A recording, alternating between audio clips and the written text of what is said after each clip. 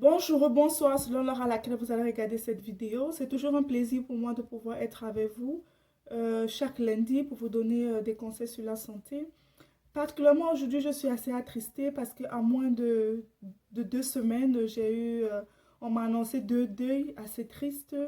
Des dames pleines d'avenir qui, lorsqu'elles elles sont allées pour pouvoir accoucher. On s'attendait à la joie du bébé, à pouvoir revoir la maman et à pouvoir se réjouir de cette nouvelle naissance. On est plutôt attristé et on est en deuil parce que on a donné la vie et il y a une autre vie qui a été reprise.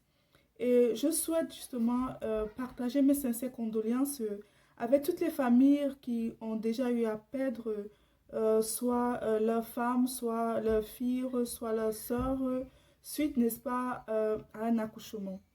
Et en tant que médecin qui voudrait sensibiliser, qui voudrait aider et qui voudrait voir des gens vivre longtemps en bonne santé, j'ai trouvé juste de pouvoir vous parler de ce qu'on appelle les hémorragies du postpartum, qui est l'une des causes fréquentes de décès après l'accouchement et dont probablement ces deux jeunes dames ont eu à souffrir de cela.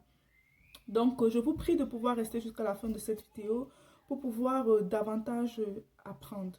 C'est tout de suite avec Sweet Doctors. En effet, aujourd'hui, nous allons parler d'un sujet très important qui sont les hémorragies du postpartum, c'est-à-dire des hémorragies tout juste après l'accouchement. Pour ceux qui ne me connaissent pas, je suis le docteur Olivia Tchoupé de la page Sweet Doctors. Je publie chaque lundi, je suis médecin généraliste, je réside aux États-Unis.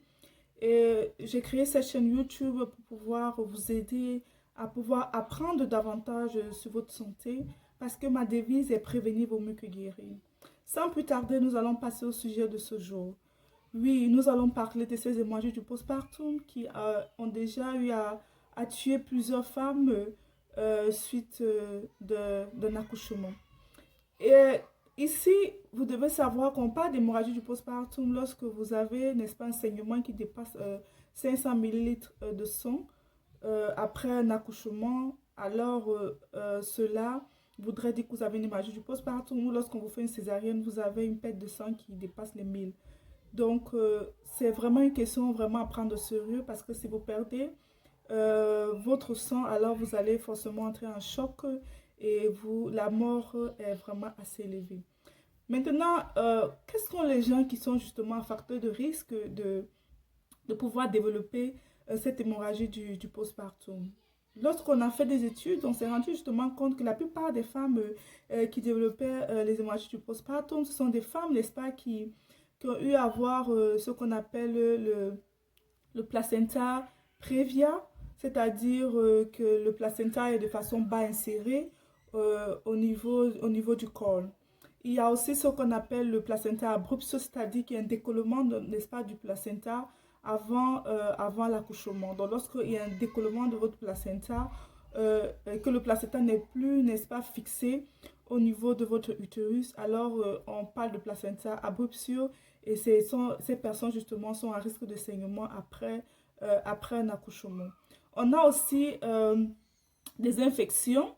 On a des personnes qui sont multiparts, donc il y a déjà eu plusieurs grossesses, parce que plus vous accouchez, plus votre utérus sera distendu. Nous avons aussi une distension justement des personnes qui ont vraiment, qui prennent trop de poids pendant qu'ils sont enceintes et dont le ventre est assez très proliférant. C'est-à-dire que ces personnes justement sont aussi à risque de pouvoir avoir euh, une hémorragie du postpartum. Donc, comme autre facteur de risque qu'on peut citer encore, c'est l'hypertension artérielle, oui. Ce fameux mot qui revient tout le temps. Lorsque vous avez une hypertension artérielle, et aussi l'âge de la mère, lorsque vous prenez une grossesse supérieure à 40, lorsque vous avez déjà 40 ans et que vous tombez enceinte, alors les risques aussi d'hémorragie sont très, très, très élevés. Donc, voilà les facteurs dont je peux citer. Donc, on a aussi des femmes qui accouchent par forceps, c'est-à-dire qu'on est obligé de prendre quelque chose comme des louches pour pouvoir aider, n'est-ce pas, à pouvoir sortir la tête de l'enfant, ou bien des femmes justement dont on aura un recours à une épisiotomie, c'est-à-dire on est obligé, n'est-ce pas, de pouvoir mettre une incision, n'est-ce pas, au niveau du vagin, élargir, n'est-ce pas, le passage du bébé pour pouvoir faire sortir le bébé de votre vagin. Donc voilà un peu des personnes qui sont à risque, sans bien évidemment oublier des personnes qui ont des grossesses gémellaires. Donc voilà des personnes qui sont à risque de pouvoir développer, n'est-ce pas, une hémorragie du postpartum. Et maintenant, quelle est la cause la plus principale? La cause la plus principale ici, c'est ce qu'on appelle atonie utérine, c'est-à-dire l'incapacité de l'utérus de pouvoir se contracter. Parce que c'est la contraction justement des muscles utérins qui permet justement de pouvoir arrêter le saignement. Donc si l'utérus ne se contracte pas après un accouchement, alors vous allez, n'est-ce pas, avoir une hémorragie et vous allez saigner et en mourir. Maintenant, quels sont les signes, n'est-ce pas, qui doivent me faire évoquer justement une hémorragie du postpartum? Comme j'ai dit justement, la personne accouche par voie basse et qu'on a une perte de liquide qui est supérieure à 500 millilitres. Alors, on doit pouvoir, n'est-ce pas, penser à une hémorragie. Si subitement la femme commence à avoir une tachycardie, c'est-à-dire le battement de son cœur commence à monter, donc elle commence à avoir 100 jusqu'à 120 battements par minute, alors vous devez penser à une hémorragie du postpartum. Si la fréquence respiratoire est assez élevée, si la fréquence respiratoire est comprise entre 20 et 24 battements par minute, alors vous devez penser à une hémorragie du postpartum. Si subitement cette personne a une hypotension artérielle, c'est-à-dire on prend la tension artérielle et que justement on se rend compte que la tension artérielle ne fait que baisser, vous devez penser à une hémorragie du postpartum. Si la personne commence subitement à transpirer et tout, à avoir des grosses gouttes de sueur, alors vous devez probablement penser à une hémorragie du postpartum. Et lorsqu'on fait une numération et on se rend justement compte qu'il y a une anémie, alors vous devez penser à une hémorragie du postpartum. Donc voilà ce dont je voudrais vraiment vous dire, attirer votre attention. Mais ici, aujourd'hui, je suis en train de vouloir plus vous parler sur la prévention. Comment éviter, n'est-ce pas, d'arriver à cela? Mes chères dames, mes chers hommes, je vous en prie. Il est très très important, n'est-ce pas, lorsqu'on est enceinte, de pouvoir faire un bilan, de pouvoir aller à l'hôpital pour se faire suivre. Parce que le problème qu'on a dans certains pays, comme le pays d'où je viens, qui est le pays du Cameroun, c'est que la plupart des patientes jouent beaucoup avec leur vie. Et certains, elles vont se dire qu'elles ont déjà eu à connaître plusieurs accouchements, donc forcément l'autre accouchement va toujours bien se passer. Beaucoup de femmes ne font pas des CPN, c'est-à-dire elles ne viennent même pas à l'hôpital pour se faire suivre. Il y a beaucoup justement qui ne font justement pas les échographies. Il faut savoir que l'échographie est très très importante, n'est-ce pas? Les 3 échographies qu'on vous demande de faire, l'échographie du premier trimestre, l'échographie du deuxième trimestre, l'échographie du troisième trimestre. Parce que l'échographie du troisième trimestre va permettre de pouvoir se rassurer qu'il n'y a pas de problème. Un peu comme j'ai cité, si vous avez un placenta qui n'est pas inséré, et qu'on le découvre au niveau de l'échographie du troisième trimestre, alors votre gynécologue va prendre des mesures, n'est-ce pas, pour vous empêcher que vous puissiez avoir des complications. Si, par exemple, vous avez un placenta abrupt, c'est-à-dire un décollement, n'est-ce pas, de votre placenta, alors ça serait très important. Pareil aussi, j'ai cité ici que les infections, n'est-ce pas, font partie des facteurs de risque des gens qui auront les hémorragies du postpartum. Donc, si vous avez une infection et que vous ne faites pas votre bilan, comment est-ce qu'on va faire pour savoir? Comment on va faire pour pouvoir sauver votre vie? En faisant justement un bilan infectieux, si vous avez une infection, on va traiter et alors vous allez, n'est-ce pas, à pouvoir accoucher sans problème. Il y a aussi le problème dont je voudrais vraiment beaucoup attirer l'attention ici, c'est de pouvoir faire, n'est-ce pas, la numération formule sanguine. Parce que si vous êtes déjà anémié, pendant que vous êtes enceinte, alors les risques sont encore plus élevés pour que vous puissiez avoir une hémorragie du postpartum, pour que les choses se compliquent davantage. Donc, il est très important lorsque vous allez faire une numération formule sanguine et qu'on va essayer de regarder au niveau de votre hémoglobine, on va se rassurer que vous avez assez de fer, que vous avez assez, n'est-ce pas, de sang avant avant que vous ne puissiez accoucher. Donc, c'est autant d'éléments qu'il faudra prendre en cause. Là, nous sommes déjà à un ère du 21e siècle où la médecine vraiment a beaucoup évolué. Avant, dans l'Antiquité, beaucoup de femmes mouraient lorsqu'elles accouchaient. La plupart des femmes portaient encore leur robe de mariée une fois qu'elles accouchaient parce qu'on savait que les risques étaient vraiment très élevés de décès. Maintenant, avec l'avancée de la technologie, avec la médecine qui a assez avancé, alors vraiment, il serait vraiment assez triste, n'est-ce pas, de voir des femmes qui décèdent encore de cette hémorragie du postpartum. Et rassurez-vous, lorsque vous avez déjà atteint un âge de 40 ans et que vous tombez enceinte, vous devez vraiment être assisté, vous faire vraiment suivre dans un hôpital de la place, là où il y a un bloc qui est disponible. Parce que il faudrait que, quel que soit le risque qu'il y aura, qu'on puisse rapidement vous amener au bloc opératoire, n'est-ce pas, pour pouvoir sauver non seulement la vie du bébé, mais qu'on puisse vous sauver. Donc, il est très très important de pouvoir prendre cela en considération.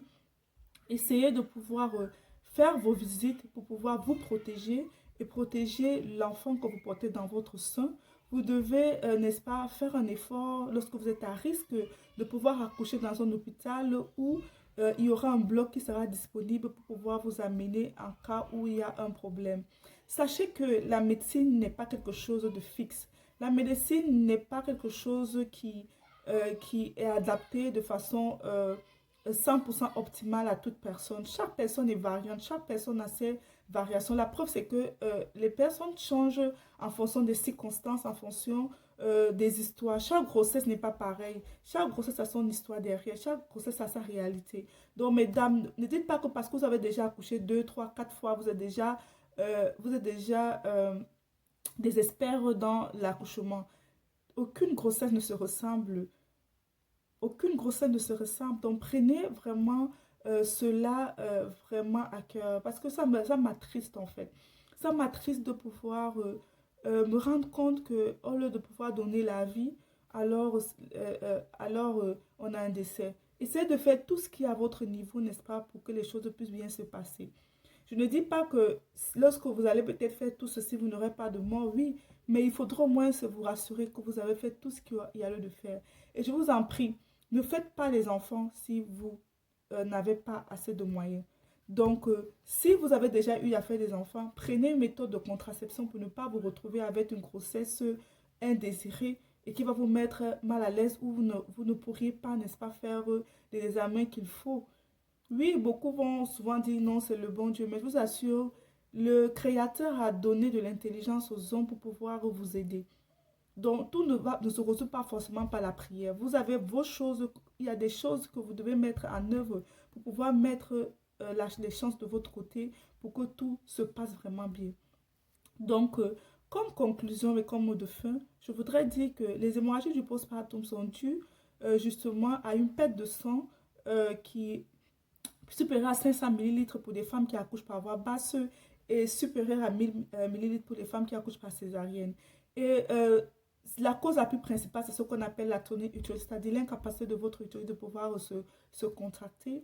Et les facteurs de risque, n'est-ce pas, qu'on peut retrouver en fait, ce sont le placenta prévia, c'est-à-dire un placenta bas inséré qui va venir, n'est-ce pas, obstruer pour ce qui est du stade 4 et 3, l'ouverture, n'est-ce pas, de votre col. Il y a le placenta abrupté qui est un décollement prématuré de votre placenta au niveau de votre utérus. On a des infections, on a l'hypertension artérielle. C'est pour ça qu'il est très important lorsque vous êtes hypertendu de pouvoir tout faire pour bien manager votre hypertension artérielle, que ce soit même certains patients qui sont diabétiques, parce qu'on ne voudrait pas qu'ils puissent avoir des enfants qui sont macrosomes, qui sont extrêmement gros et qui vont faire une hyper distentation de votre utérus. Parce que plus votre utérus sera distendu, plus les risques seront élevés de pouvoir avoir une atonie utérine, c'est-à-dire une incapacité de votre utérine de pouvoir bien se contracter. C'est normal parce que c'est un muscle, n'est-ce pas? Et le muscle, lorsqu'il est trop étiré, il peut éclater et ça vous crée des problèmes. Donc, c'est pour ça qu'il est très important. Pareil pour des femmes qui ont des grossesses gémellaires. Parce que la grossesse gémellaire, vous aurez un étirement un peu plus élevé. C'est pour ça que vous avez besoin vraiment de pouvoir avoir un suivi assez rapproché, assez régulier. Et vous devez faire suivre par un spécialiste, n'est-ce pas, qui est un gynécologue, pour pouvoir, n'est-ce pas, avoir une bonne prise en charge. Donc, prévenir vaut mieux que guérir. Lorsque vous savez que c'est dans cette catégorie et tout, alors faites vraiment très attention. Faites-vous suivre régulièrement. Faites, n'est-ce pas, vos échographies. L'échographie, ce n'est pas pour enrichir le médecin, non. L'échographie, c'est pour pouvoir aider le médecin à vous situer, à savoir à quel niveau, n'est-ce pas, se trouve votre grossesse et vous-même et tout pour pouvoir, n'est-ce pas, manager et savoir, n'est-ce pas, qu'est-ce qu'il y a lieu de faire et la bonne méthode à pouvoir, la bonne méthode apprendre, n'est-ce pas, face à votre accouchement. Chaque grossesse est unique. Aucune grossesse ne se ressemble, comme chaque grossesse a son histoire. Donc, ne dites pas que vous êtes des experts en cela, mais je vous en prie, aidez-nous à pouvoir bien faire notre travail. Aidez-nous à pouvoir, n'est-ce pas, réduire, n'est-ce pas, les risques de décès liés à des hémorragies du postpartum. Je vous dis merci. Si vous avez des questions, laissez vos avis en dessous de la vidéo. Posez vos questions et je vais répondre. On se dit la semaine prochaine pour un